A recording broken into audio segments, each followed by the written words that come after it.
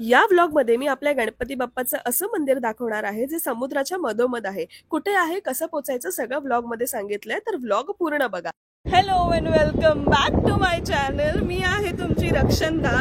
तर आज मी तुम्हाला एक देऊळ दाखवणार आहे, तो पण मुंबईतलं आणि तुम्हाला दिसतंय तुम्ही कुठे उभी आहे. मी समुद्राच्या मधोमध उभी आहे. येस, आणि हा मंदिर पण समुद्राच्या मधोमध आहे आणि हा मंदिर आपल्या गणपती बाप्पाचं आहे. तर मग या मंदिराचं नाव आहे सागर विनायक. आणि चला आता आपण या मंदिरात बघूया केवढं छान आहे समुद्राच्या मधोमध असलेले बाप्पा, कारण दिस इज समथिंग युनिक. आणि हे मला पण माहिती नव्हतं, मी पण एक व्हिडिओ बघूनच आली आहे. आणि तुम्ही पण हा व्हिडिओ बघत असाल तर तुम्ही सुद्धा नक्की जाल तिकडे, खूप छान वाटतंय. And let's go in the मंदिर नाव. हे गणपती बाप्पाचं मुंबईतलं एक अनोखं मंदिर ठरलंय, कारण हे समुद्राच्या मधोमध आहे.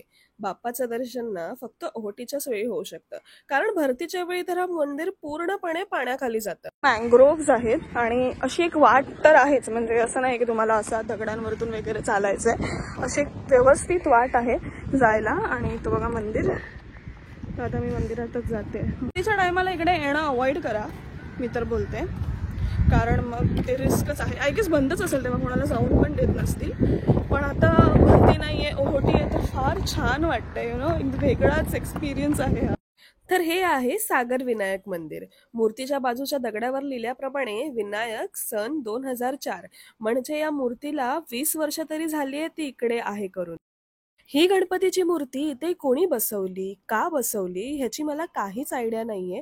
मी खूप शोधण्याचा प्रयत्न केला, इंटरनेटवरती सुद्धा माहिती काढायचा खूप प्रयत्न केला, पण मला काहीच लीड्स भेटले नाही. गाईज, आपल्या गणपती बाप्पाची मूर्ती, त्याच्या आजूबाजूला पसरलेला अथांग समुद्र, आणि तुम्हाला इकडे ना मनशांती तर गॅरंटीड मिळणार. त्यासोबतच तुम्ही सनसेट आणि सी वेव्हचा आनंद देखील घेऊ शकता. आता या मंदिरात तुम्हाला पोहोचायचं असेल ना, हा कार्टर रोडच्या इकडे आहे हा मंदिर. आणि कसं आहे ना की तुम्हाला मी एक्झॅक्टली सांगू नाही शकत की ह्या झाडाच्या इकडे, या दुकानाच्या इकडे, या पोलच्या इकडे.